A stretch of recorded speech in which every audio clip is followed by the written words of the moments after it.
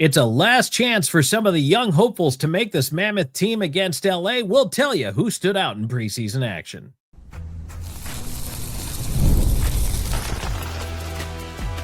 You are Locked On Mammoth, your daily podcast on the Utah Mammoth, part of the Locked On Podcast Network, your team every day.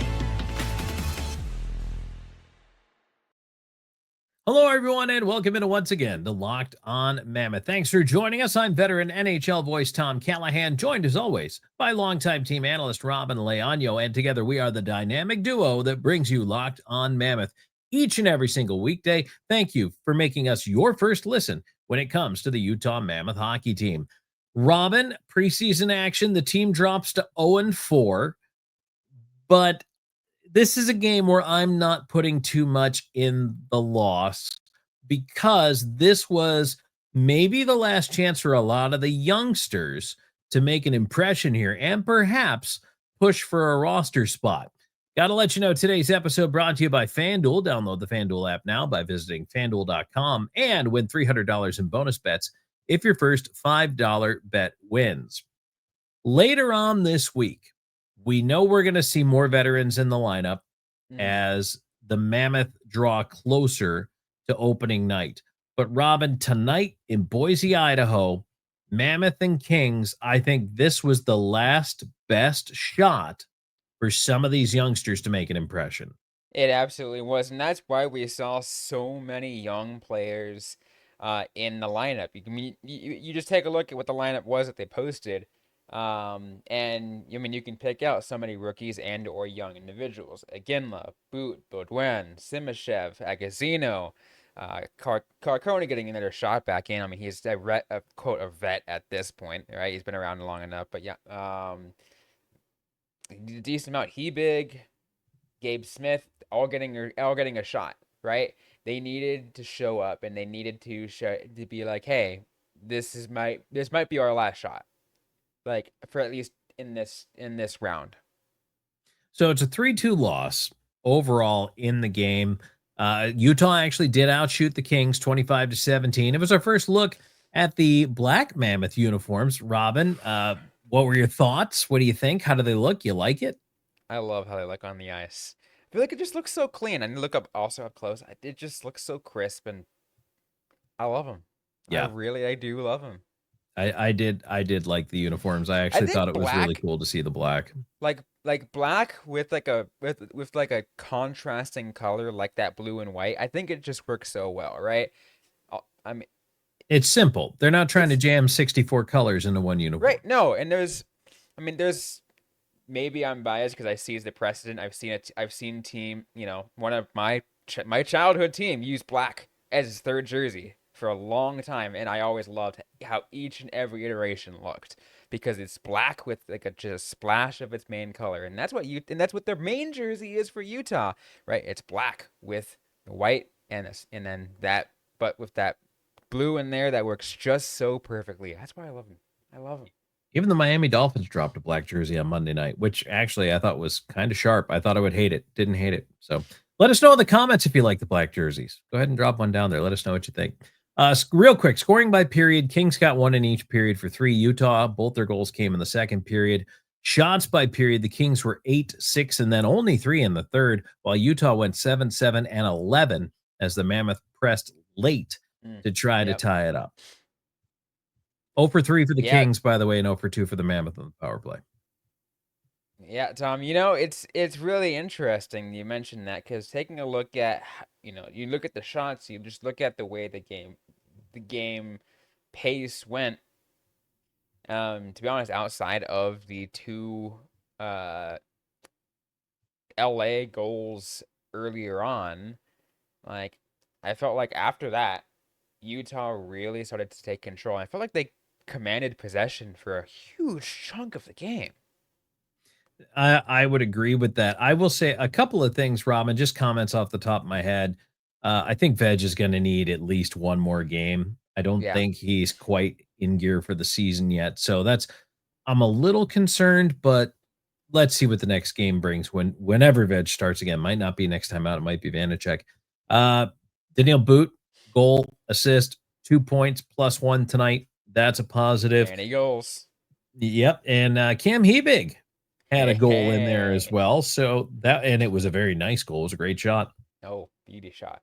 But this was a lineup tonight, as you talked about, Robyn, where I'll just read off the guys who were in the lineup tonight, because it was a lot of guys who it's their chance to prove themselves. So it's Iginla, Boot, Baudouin, Agazino, O'Brien, Carconi. Good, by the way, to see Liam O'Brien back out there. Yamamoto, McCartney, Krause, Hebig, and Smith. The defensemen tonight were Marino, Simashev, Cole, Perunovich, Dursey, DeSimone, and Schmidt. And as we mentioned, Veg, 14 of 17, allowed 3 goals, took the loss, 824 on the save percentage for the game. But Robyn, it's very clear what the goal was for this hockey game. So the youngsters that did stand out to you, or maybe even some of the vets, who impressed in your book and might warrant themselves one more game and a little bit longer look? You know, I will say I mean, with the points itself already stand for it, but Daniil Boot, I think, is really making an effort towards the end here. Like, you and I had talked about how in the beginning of the preseason, as well as in rookie camp, how he severely underwhelmed, and I think even maybe he felt that. So we're seeing a huge uptick in effort, and I think that, to me, is definitely worth giving him an extra look. You know what I thought was interesting is this guy was actually a -2, and of course, got his scrap in there. But Ben McCartney Okay. was noted after the game by head coach Andre Tourny, and talking about not only his performance tonight but throughout camp. Called him a steady guy.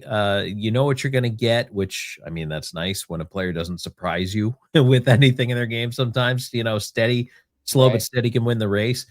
He also sounds like he might be making a bit of an impression here, Robyn. And I'll be honest with you, that was not on my pre-training camp radar. You know what, it wasn't, and it's interesting because I feel like I kind of set him aside, not because I didn't think he was gonna make it, but because I just associated him as a roadrunner at this point, right? I was like, oh, he's a roadrunner. Yeah, he's a roadrunner. I didn't I knew he was in camp, but I was like, oh, he's there as a roadrunner. That's like, it was a preconceived notion on my part, and I think we get that when you're used to seeing a player in that role for long enough. You always kind of have to leave that room for the surprise of the player who's going to step up. I thought Carconi was buzzing around out there tonight and clearly is showing. I think Especially we're seeing, towards the end there. right. We're seeing a different Michael Carconi than the one who left last year. I don't know if somebody had a talk with him or what the case may be, but there's a lot more determination to make something happen on his own behalf, as opposed to just kind of feeling like a passenger on a train you didn't want to be on. And it's interesting. Maybe there was something that went into the conversations when Michael Carconi re-signed the team, right? Maybe conversation, whether it was via himself or via the agent or whatever. But the team pretty much going, it's like, okay, we'll sign you, but you need to prove that you deserve these extra minutes.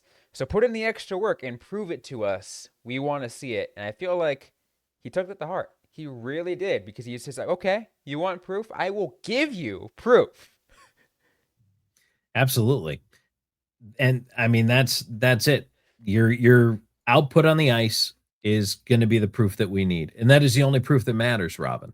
That is the only proof that matters. What are you doing? Show me. What have you done for me lately? That's all pro sports.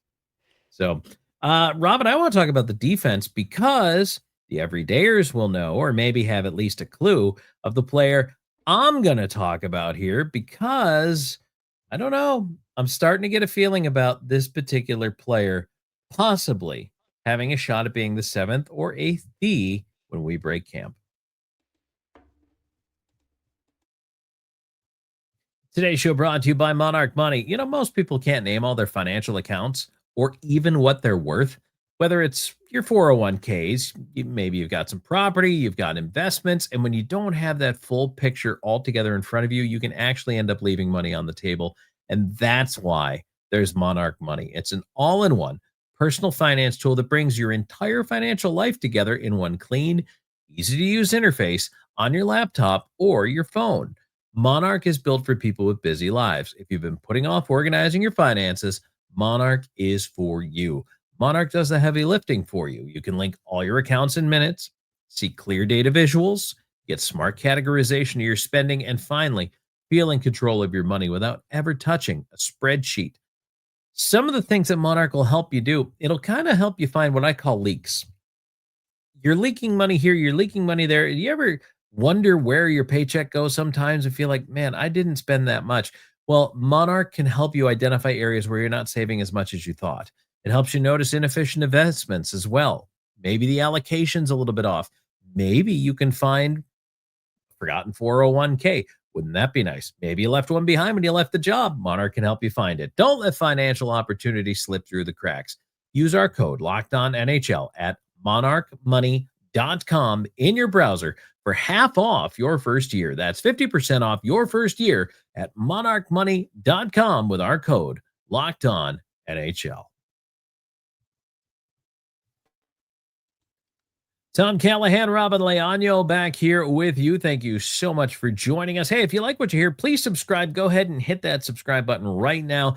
Click the bell on YouTube to get the notifications every single time a new show drops. If you're listening to us, thank you so much for downloading the podcast and giving us a run. Hey, available wherever you get your podcast, Apple, iTunes, Google.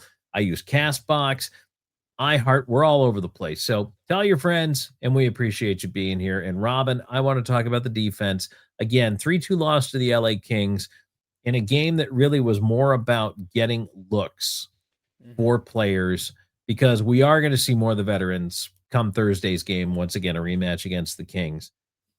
Defensively, some of the old guard in there, Marino, Cole, Dursey, and then some of the new guys, Schmidt, DeSimone, Perunovich, Simashev in there as well.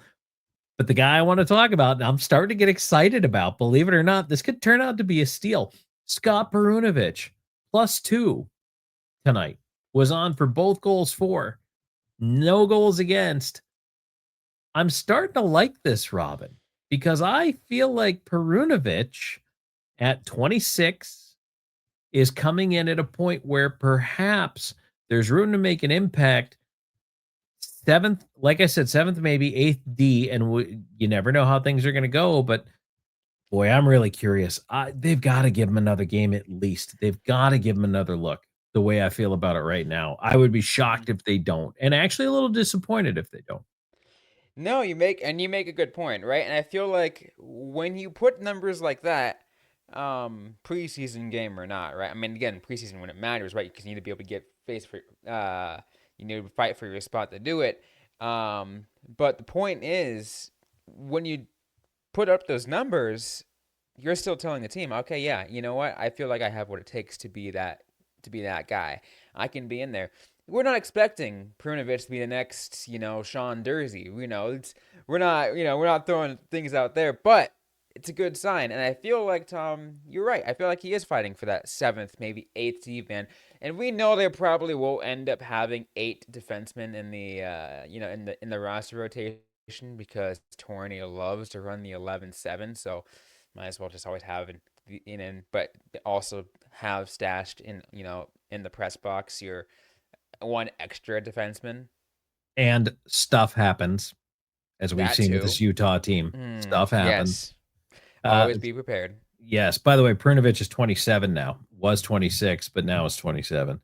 But Robyn, to that point, defensemen sometimes, and we've seen this a lot lately in the NHL, they mature later, and some goaltenders mature later. That's kind of why they put Veg in the spot he's in, because he's coming into his late 20s. Well, maybe Perunovich, starting to approach those late 20s, is starting to come into his own as a potential everyday NHL defenseman, or at least someone who deserves consideration in that role. Now, I'm not saying he's going to make anybody above him expendable immediately, but boy, that's got to make you feel good knowing that you've got a couple of older veterans in front of them, and guys who would be on expiring contracts at the end of this year. Might make them a little easier to let go of when the time comes.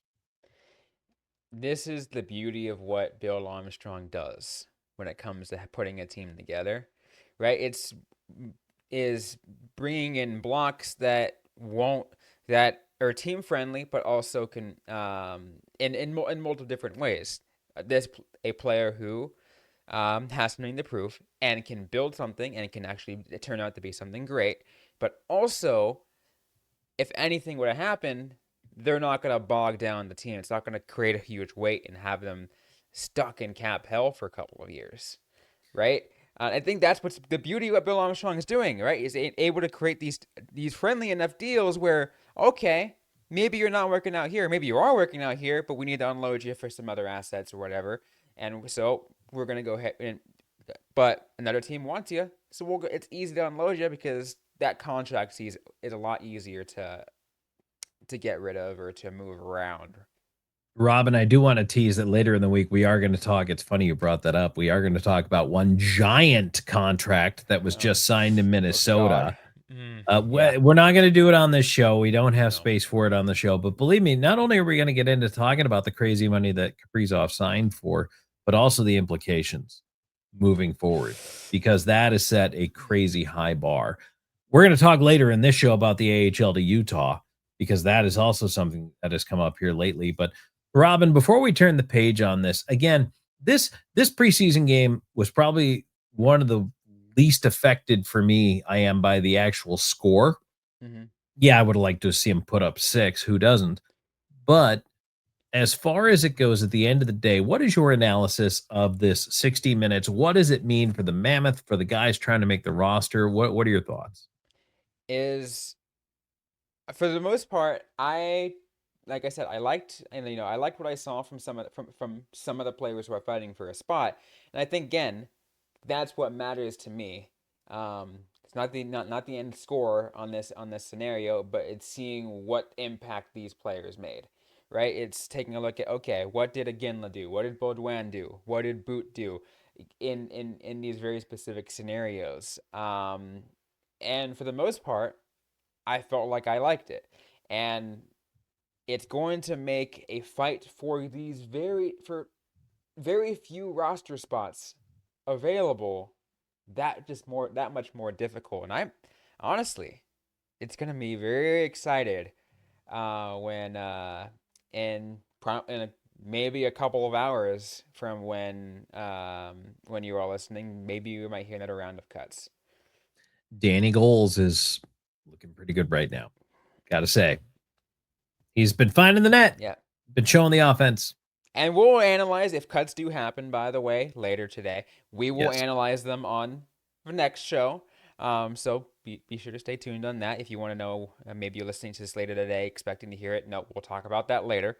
But it's like, that's what I love about this. That's what I love about the preseason. And that's why I said what I said last week, where like I don't really care what the actual record is. I want to see how they played in each of the games. Right. This one especially, this one was important for so many players. So we will see when those cuts do come out. Robyn and I will cover that one as well. What we're going to cover right now is an interesting interview that Ryan Smith was quoted talking about the possibility of the American Hockey League, and obviously a Mammoth affiliate, coming to the state of Utah. So we're going to talk about that next. And today's episode is brought to you by FanDuel. The NFL season is here, and FanDuel has an offer you don't want to miss. Right now, new customers can bet just $5 and get $300 in bonus bets if you win. That's right. Pick a bet, put down $5, and if it hits, you'll unlock $300 in bonus bets to use across the app. I love FanDuel. I use it for just about everything when it comes to, my sports betting, because it's just makes things so much easier. I've built parlays, I've done player props, I've done live lines and everything like that. I've always loved telling the story. This was now, it's been years since I've done it, but it was, I did it on FanDuel. I did like a 10-leg college football parlay on the very first day when sports betting became legal in the state of Arizona, and I was on the edge of my seat when the final game finally finished and to see when every single leg hit, it was a rare occurrence for me, but I was ecstatic. And I love it. It just makes experiencing sports that much more fun. You have a lot more things to kind of to write in on the action. So whether you're a casual fan or love diving on the stands, FanDuel makes the game day experience so much better. So what are you waiting for? Visit FanDuel.com, download the FanDuel app today to get started. Back here on Locked On Mammoth, Tom Callahan, Robyn Leaño. Thanks for joining us, everybody, as we're going to dive right in here talking about the possibility, and this is something we've talked about on the show before. Everydayers know this. You guys have heard us talk about the possibility of what are you going to do for an American Hockey League franchise? We all know that the Roadrunners were not part of the sale, which at the time, Robyn, I found a little bit surprising, but knowing what we know about the politics of the whole situation and everything and how Alex Murillo's group is building an arena. Unfortunately, Tucson, I can't see the Roadrunners staying there. I mean, I don't know why. There's probably not more talk about this, but as soon as that arena is built, you have to imagine the Roadrunners are going somewhere. Now, beyond that, does the affiliation agreement stay? It doesn't have to. Once the contract is up, Robyn, they could feel free to sign with anybody they want. Here's the deal. In the American Hockey League, they have said they're only going to have as many teams as the NHL has. So if the NHL expands, goes to 33, 34, then the AHL will go to 33, 34. But if they don't, that means, Robyn, if the Smith Group wants to acquire an AHL team and potentially move it to the state of Utah, they would have to buy one of the existing franchises. So that's kind of laying the groundwork there. And then all of a sudden on KSL, Ryan Smith pops up going, you know what? We'd really like to put an AHL team in Utah. It's an interesting thought. And it makes, I think, everyone's head spinning. Like, okay, how are they going to work and what's it going to be? He says, he seems to very like the prospect of it, right? He said it on that interview. But the understanding, Tom, is that we're still, a ways away from there, right? Quite a long time. I think they're still prioritizing building what they have now before they get into any of that, because you don't want to grow too quickly, right? Because then that can actually end up causing more harm than good. But it's good to know that it's on his mind. Right, he wants that to happen. And when asked about where, I mean, we basically got an answer that literally is the whole state of Utah, all the way from the southern tip to the northern tip. Yep, everything's in play. He's like, anywhere in Utah. It can be in St. George. It can be in Salt Lake City. It can be somewhere up north. And it's funny, when I heard somewhere up north, and I'm like, and I'm thinking, where? Ogden? Logan? Tell me. I want to know. I mean, number one, it would depend if there's a building or if you need one built. I thought, Robyn, it's interesting thinking about putting a team all the way down in the southern part of the state. We talked about this, the whole thing with Vegas. Right? Can you imagine an AHL St. George Henderson rivalry? Oh, sure. I would love that, honestly. Yeah. That sounds awesome. That'd be fun. Yeah, I would much prefer it versus like a Northern Utah Colorado Eagles rivalry, because it's kind of like you have to jump through some hoops to actually get there. Are they close? Sure, but not as close as St. George and Henderson can be. Now, as Robyn pointed out, this might be a little ways down the pipe, and a lot of it again depends on if let's say a city steps up but doesn't have an arena. Says, well, we'll commit to building one. You're talking 5 years, right? Mm-hmm. I mean, from the time you get everything together, you get your RFP together, you get shovels in the dirt, you finally get it built. We're talking 5 years. This is not anytime soon. Now, if you're going someplace that already has an arena, that's different. That can be a much faster move. But until they have a community partner and a place where they're going, Robyn, speculation puts us at least 5 years away for something like this happening. Doesn't mean they won't change affiliations in the meantime, right? At They could least always 5 swing. years away. So what you're telling me, Tom, is around the timeline of what Arizona is hoping to bring a team back to the National Hockey League. What are we going to do, Robyn? Are we going to 36? Because I feel like Houston, Atlanta, Arizona, I they feel like want Arizona back.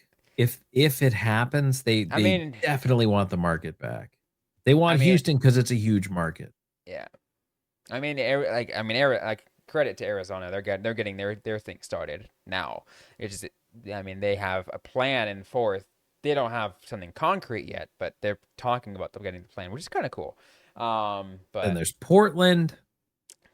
There's Oklahoma City. Portland does have a history of being able to support hockey. They have the Portland Winterhawks, which is a WHL team. There's Quebec City. I'm going to mention it just to get everybody fired up. It's not happening, no. They have such a beautiful arena, though. 21,000 seats. It's a palace. It might be a beautiful arena. Quebec City might be a beautiful city. But as long as Gary Bettman is commissioner, it is not happening. It would be cool to see a team go back there, put 8 teams in Canada, but you're right. I don't think it's going to happen. However, I could see the NHL going to 36. I could see that happening. But anyway, what the point I was making, Tom. Sorry, I didn't mean to derail your train. No, but the point I was making when you were talking about let's say maybe at least a 5-year timeline, and what I said, and the reason why I brought up Arizona is let's say for some reason like the whatever group is able to hold on to the Roadrunners and keep them in Arizona. I'm not gonna say Tucson, but let's say they keep them in Arizona in some capacity, right? At least holding out until whatever NHL team, whether it's the Coyotes again or whatever it is, and they come back. That allows, but them to be, the Roadrunners to be an affiliate of that team. That opens a new affiliation agreement who could potentially be for Utah as an expansion team in one of those, in wherever we have discussed. I will say, though, I want to go officially on the record as saying, please don't name it the Coyotes. I feel like there's just too much bad juju around that name now. It's an interest. It's a brand, but it's a brand with a lot of negative equity. That's a debate I would love to have later. That might be a summer topic. Oh God, that certainly is a debate. Now, obviously not now, but that certainly is a very interesting debate to bring up, Tom. But no, I think it's an interesting thing. But if the whole Reno thing happens, then who knows what happens after that, right? I'm still trying to think what the affiliation agreement would be with them, because AHL teams love to be close to their team as much as they can, right? Reno, the closest NHL team from Reno, Nevada, Tom, is the San Jose Sharks. Yep, they already have their team. They already have theirs. Yeah, the San Jose in a brand spanking new arena. Yeah, right across town. Arena, great arena, by the way, beautiful arena. I don't know. That's Ducks have San Diego. LA's got Ontario. Like, everybody's got close proximity right now. Unless Bakersfield decides to change, because Bakersfield's far from the Oilers. But yeah, but even so, that doesn't really help Edmonton. What's the difference to them?